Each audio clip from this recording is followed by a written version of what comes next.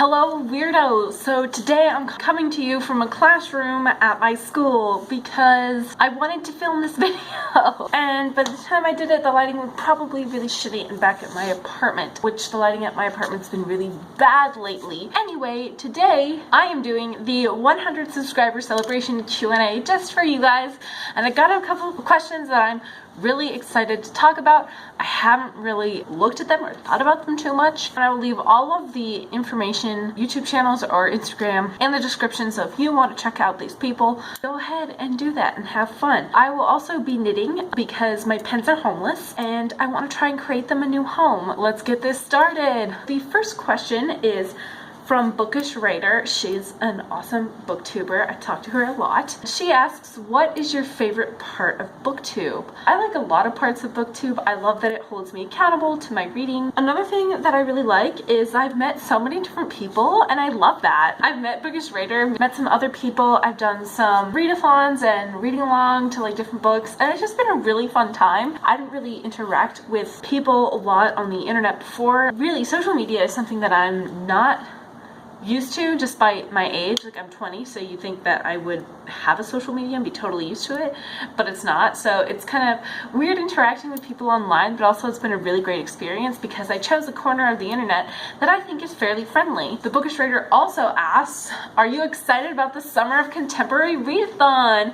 Yes, I am. I don't really want to talk too much about it because we haven't made like official announcement yet. I will be one of the co-hosts for that. That'll be really exciting. I'm really excited because it's going to be a lot of stuff that I haven't really experienced before. I don't really read a lot of contemporary, and I'm doing kind of a lot of research as to what contemporary is and seeing if I can fit nonfiction into that. Everyone who's a host for that is just kind of overwhelmed because it's getting to be stressful time in school. The next questions I got was from Amanda_David99, who I actually know pretty well. She's great. She's really nice. She asks, how do you decide which books to read every month? And a lot of the times, if a readathon is not happening or I'm not doing a read along with anyone, then I usually go by what gets off hold first, or I will look at all of the books that I have and see which one of them have audiobooks and look to see if my library has those. Beyond that, non-audiobook books I read, I choose the shortest one first just because reading long ones is really overwhelming. I'm working up the stamina to read some 400-page books without audiobook. That's really all the logic that goes into it. There's really not much else. It's very like mood reader-y. I don't really try and set goals for myself beyond reading one book with my eyeballs every month. I have a stack of books that I keep on my desk. I choose which one to pick up. So right now I'm reading Black Elk Speaks by Flaming Rainbow for the Indigathon. This is one where I saw it in my stack and I was like, well, this has an audiobook, so I'll go with this one, and the audiobook didn't have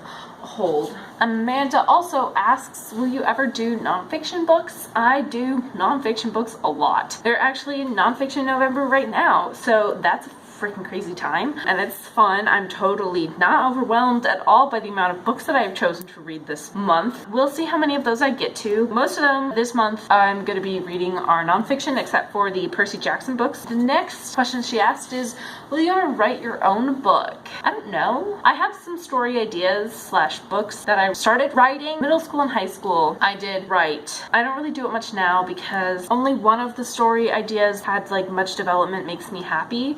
The other one that's had a whole shit ton of development and lots of the story fleshed out, I think is problematic. I mean, I forgive myself for that because I was like a snot-nosed 6th grader when I started reading it, and I decided to put some of those problematic aspects in it.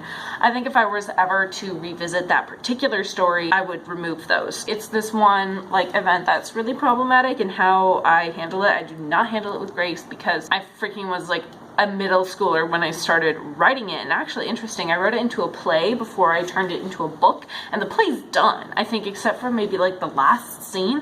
I didn't really know like how I wanted to end it, so I kind of left the last scene like not done because I knew what I wanted to happen. I just didn't like any of the words that were coming out of my head. Then when I decided to write the book, I was like, well, let's put the problematic aspect back in because it's a book, you have more time to flesh this stuff out. And I really kind of like the darker route the book went. I think if I changed change the first problematic aspect. It could still go the darker route I wanted it to. I just am unhappy with it right now. I have basically no plans to turn it into a book. Maybe I'll revisit it when I'm older / have more time. Story ideas come to me all the time, and I have this document that I keep on my computer. I just write them down there, and a lot of them are fun fact derived from my dreams. The story idea I'm much more happy with is the amount of research I would have to do for it in order to do proper representation. The way I want it done and the way that it has sprung forth from my head would be a lot, and for those reasons, I don't think that will ever see the light of day. But if you guys want me to make a video where I talk about my stories, let me know. That could be a blast from the past. Don't judge me, because a lot of these... Oh my god. Sorry about that, friends. It just kind of turns off. If you want me to do a video where I talk about the stories, I actually got a story idea relatively recently that's connected to a lot of really personal things that are going on. Just let me know. I don't think this will ever turn into an AuthorTube channel, at least not at the moment, not in the foreseeable future, because I don't plan on devoting a ton of time to my authorship skills. Maybe one day in the future when I'm less swamped with schoolwork. I truly did like writing. I like creating stories. I just don't know if it'll ever be like my full-time job. I don't know if I want it to be. David Wardrop asks, do you have a library card? Yes, I do. I have library cards at 2 different libraries. I have one at my library back home and one for the library system in Cincinnati. The way the Cincinnati system is set up, the entire system acts like a hive mind type system, because you have the main library and then you have all these little branches, but they all kind of act as one, so you are not restricted by what one library has. Basically, as long as the Cincinnati Public Library has it, you can get it, which I think is really awesome. I really like the Cincinnati Library. There's a much wider selection. I'm very disappointed with my library back home because it does not have a large amount of audiobooks, at least on their overdrive system. BookStops asks, what is your... Why do you do this to me? You're so mean. Just kidding, you're cool. BookStops I also interact with fairly regularly, and he's got an awesome channel too. Oh, frick. I dropped a stitch. Okay, give me a second, guys. Do you see that? I dropped the stitch. Right frickin' there. Great. I need to panic.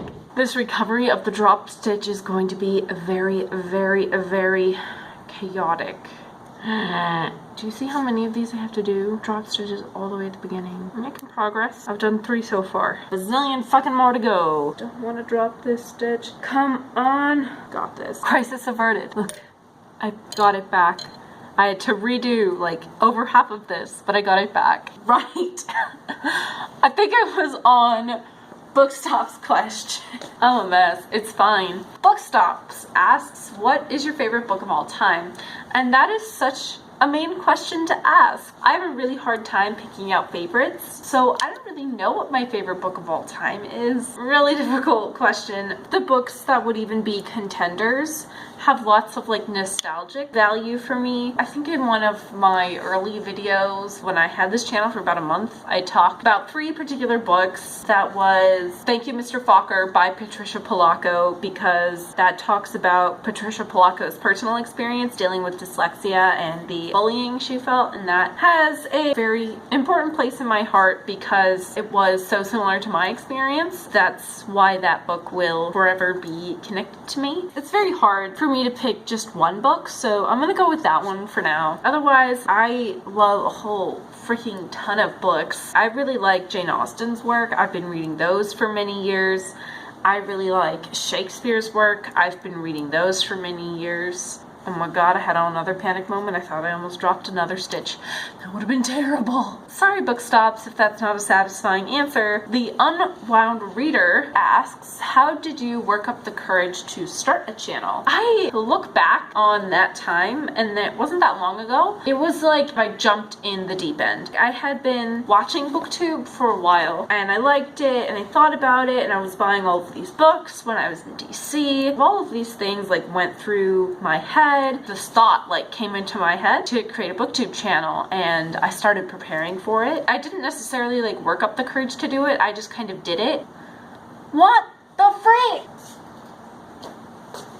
I swear freaking god, it's so fucking annoying. There's yarn everywhere. If you want to start a BookTube channel, just do it. The longer you wait, the more you're gonna psych yourself up. You should be somewhat prepared. Before I started making and posting videos, I had 10 ideas. So I'd say start there, work up to it that way. You specifically, Unwound Reader, are a Bookstagram account, so I think the transition should be relatively painless. We are in a fairly loving and forgiving part of the internet. I've seen so many comments on so many BookTube newbie tags that are just welcoming and loving. Let me know if you decide to create a BookTube channel and I'll go with up. How Courtney Sees It asks, what is your favorite embarrassing book? I have to think about that. I'm not kind of embarrassed by a lot of the things I read. I will say, when I hear people shit talking books I like, I get kind of like, the fuck, man? I'll talk about 2 books. One of them is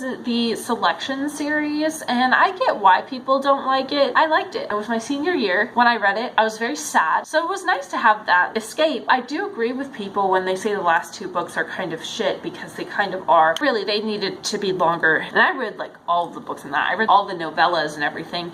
I feel the same way about the novellas. They needed to be longer. I had such a hard time believing people loved each other when I'm like, you've known each other for 5 seconds. What is happening? The other book I want to talk about is The Inheritance Cycle. I feel like a lot of people shit talk it, but I love those. People are like, oh, it's just Star Wars. And I'm like, Star Wars is straight up the hero's journey. That is such a freaking prominent way to tell stories. So frick people who say that it's just copying Star Wars, because that's just uneducated in my opinion. I like the world building. My favorite book is the second book, which is Eldest. Maybe that's why I have 2 copies of it. I have no idea. I really like world building, and I really like just walking around in a world and getting to know the culture of it. It shouldn't surprise you guys that I study anthropology. I could literally just read an entire book where you just follow characters in their daily lives and you're just learning about the culture. I know that would piss a lot of people off. Let me know if you know any books like that in the comments down below. I wouldn't say they're embarrassing books, but those are books that get a lot of heat and shat on a lot on YouTube that I like. Lastly, Totally Pretentious. I'm really happy that he submitted questions. He's really nice. He asks, what is my favorite subject to read about? I really like reading about anything and everything because I love learning. The subject that I really love learning about, I don't really talk about a lot because I don't tend to read a lot of books on it or buy a lot of books on it because I already have a lot of books on it, to the point where I don't really know what books I have. And that would be the Civil War. I'm a history buff. I think that's kind of apparent. There's yarn everywhere. When I was 3, I had this conversation with my mother where she said Abraham Lincoln. Was like, who is Abraham Lincoln? And she was like, he was the president. I was like, oh, is he still alive? He's a dumbass. What the fuck? Bloopers. And I was like, who the fuck is Abraham Lincoln? She was like, oh, he is the president. I was like, is he still alive? She was like, no. And I was like, oh, well, how'd he die? My mom was like, well, someone killed him. I was like, what? Who killed him? And then she said it was John Wilkes Booth. And yeah, I definitely say that my life changed from that point on. I had this ravenous desire to learn more about Abraham Lincoln and the Civil War. And that really set the course for like most of my childhood. I cannot tell you the amount of times I have visited Springfield. I don't really read about it a lot because I feel like I already know a lot. So when it comes to studying the Civil War, I try to study things that are tangentially related. I'm always trying to branch out and learn new things. Lastly, Totally Pretentious asks, who is my favorite author? Damn, I don't really know. I like a lot of authors. I don't really think a lot about who's writing it. Lately, I have really enjoyed Siddhartha Mukherjee's work. He does a lot of biological stuff. He wrote The Gene. I don't want to say he's my favorite author of all time because, again, I'm indecisive and I don't like to pick favorites. If we go back to like my childhood, I really liked Gail Carson Levine and Shannon Hale and Patricia Polacco. Love her. I got to meet her in real life. She came to my elementary school and she brought part of the meteor. I hope that answers that question. I'm not as sophisticated as a lot of other people on BookTube where they're like, here are my 10 favorite authors. And I'm just like, I like books. Hope you enjoyed this dumpster fire. I hope you like this new location. I chose it because it's secluded and I wanted to film this video but not have to walk all the way back to my apartment in it being butt cold. Thank you for everyone who submitted questions. I really appreciated that. This was a fun video to make. I'm excited for the upcoming year. I have lots of videos that I have filmed that I want to show you. I have lots of ideas that revolve around my family, so...